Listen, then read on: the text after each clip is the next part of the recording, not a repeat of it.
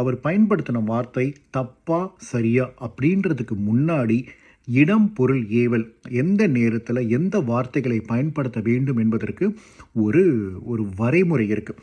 So Raghava Lawrence இன்னைக்கு பயன்படுத்தின வார்த்தை இஸ் வெரி இன்அப்ராப்ரியேட். ஆனால் இங்கே நடந்த உண்மையான பிரச்சனை என்ன தெரியுங்களா? ராகவா லாரன்ஸ் பல வருஷமாக மக்களுக்கு நல்லது செஞ்சிட்ருக்காரு. அவர் கண்டிப்பாக மனசாட்சிப்படி மக்களையும் அந்த திருநாய்க்களையும் அவர் ஒப்பிட்டு பேசியிருக்க மாட்டார்ன்றது எல்லாருக்குமே தெரியும்.